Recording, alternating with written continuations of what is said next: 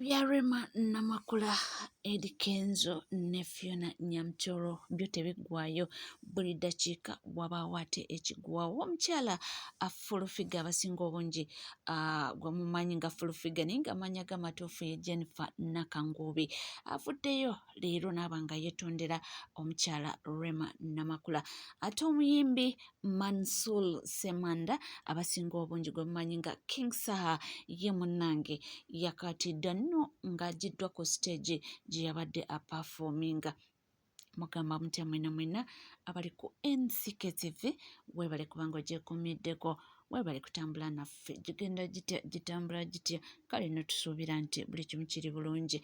Nkujjukizamu nti olunaku lwaleero luli lunaku lwakuna, ennaku z'omwezi ziri 18 mwezi gwa 7 mwaka 2024. Yonna gy'oli, yonna gy'osinzidde, nkwaniriza ne sekwaniriza yonna. Tutandike n'omukyala afuufiga naye ng'amannya g'amatuufu ye Jennifer Nakanguubi afuddeyo n'ayogera amazima n'agamba nti mu butuufu ate nno nnyinza okugamba nti abadde yeetonda ate n'amala n'aba nga teyeetonze, ng'ayogera ku mukyala Rema Namakula nti yamuvuma n'amusensebula n'amuleka wali, kyagamba nti mbu naye takyejusa mu mutima nti lwakuba nti yakikolanga lwa busungu. Ye mu bulamu bwe yali ayagaza Rema asigale n'ani?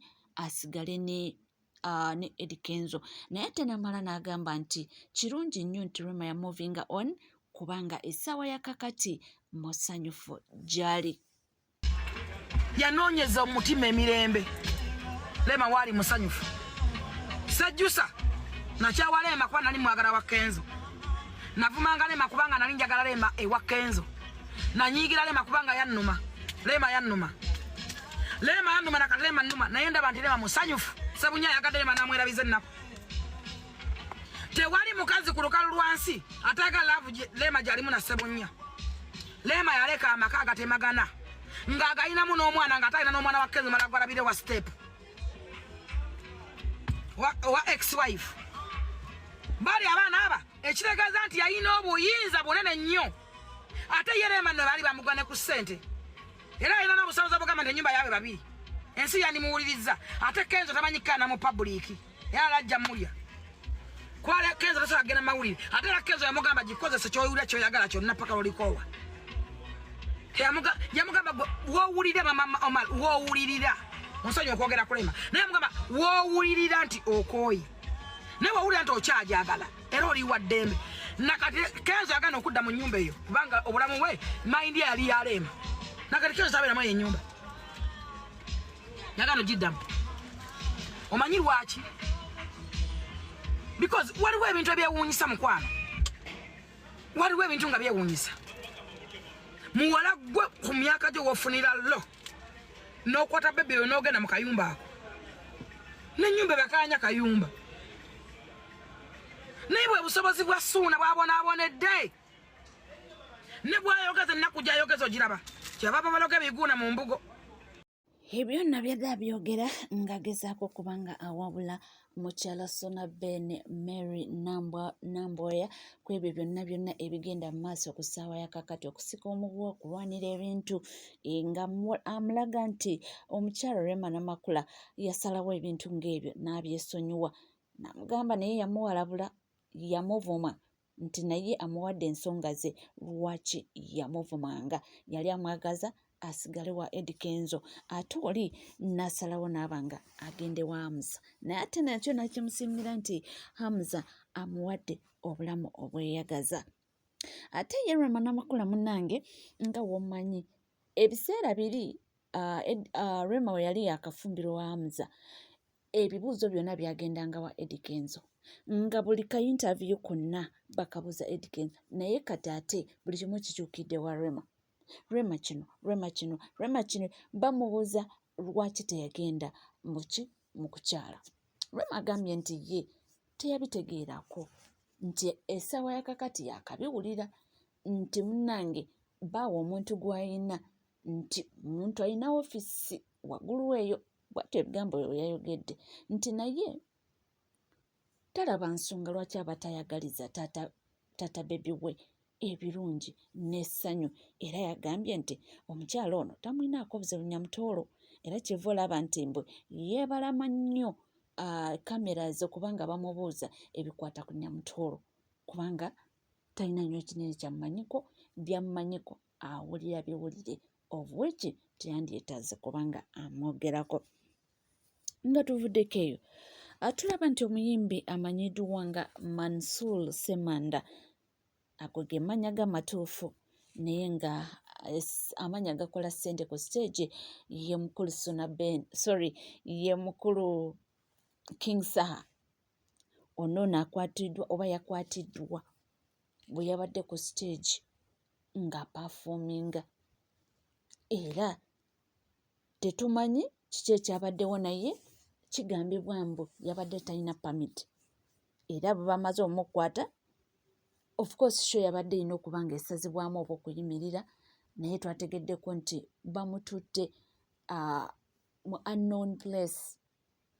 Tetulowooza oba bamuvuze ne bamutwala waka oba bagenze musiba awo tetumanyi naye nga tebyatambudde bulungi awo gye yabadde ng'agenza okuba nga apafominga yabadde mu makatikati nga show egenda mu maaso era nga abantu banyumirwa naye ne bamutwala nga talinnya. Kyensobola okuba nga nkugamba bamututte nga talinnya, so bwe bityo okukakkana amawulire ge twafunye nti gye bamututte teri amanyiiyo naye tusuubira nti bijja kuba nga bitereera kubanga bagamba nti talina work permit. Ndowooza byonna bijja kutereera buli kimu kigende mu maaso obulungi. Nga tuvuddeko eyo nabaleetedde emboozi ya Kabaka gy'abadde e Namibia ng'ate munnange bamugamba nti ennaku gy'oziweddewo olina okuba nga weeyongerawo, olina okuba nga okwatamu obubwo yadde nga dokita akola mu ddwaliro gy'abadde babadde agezaako kulaba nga oba oliawo barenewinga visa ye asigaleyo naye ne bakabatema nti munnange ruuzi zaabwe zikola nti omuntu abanga toli wa ggwanga lya Namibia bakuwa 90 days ate okusinziira ku mawulire agaliwo balinga nga abagamba mbu abataka bakola bubi okugendayo kubanga balaba Kabaka kubanga nako ndabye nga bakataddemu nga balinga nga abagamba nti okusinziira ku bataka abagenda tebajja kubanga bakola ki barenewinga visa ya Ssaabasajja.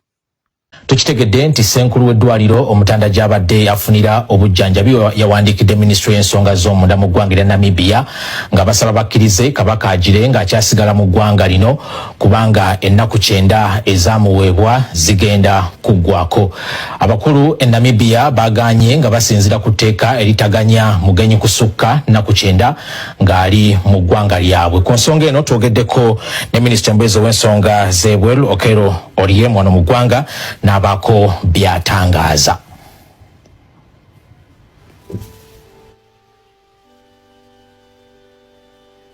I was informed that by my High Commissioner this afternoon. And what Ugandans should understand is that every country in this world is an independent sovereign state. We have to therefore to respect their rules, laws, and ways of life. Since the Kabaka went to Namibia for his private treatment or private rest or private whatever it is, there are many people who have done Namibia as if it's a market where you just travel and even in and out when you wish. And as a result of the recent arresting of some people who have gone there unlawful, resulting into bad publicity, Namibia has decided that it's not worthy of them continuing with this kind of publicity which the Ugandans are creating. Every country does not want negative publicity. Ugandans have gone to Namibia and are causing bad publicity in Namibia. Namibia is not interested. Yes, we should respect the Namibian position. I respect the Namibian position, and I urge Uganda to respect the Namibian position. Byebyo ninga kyensobola okubagamba nti tujja kusigala nga tugoberera era tulina okuba nga tutegeera Ssaabasajja oluva e Namibia agenda wa akoma waneno mu ggwanga Uganda oba te ajja kuba nga addayo. Jjukira tusooka n'agenda kokko ge batugamba nti yali mu Netherlands gye yava mbu okuba nga ate adde Namibia. Sawo tetumanyi ekinaddako kyonna tujja kuba nga tubibatuusaako sobola okuba nga tutegeera. Musigale naffe tukomawo.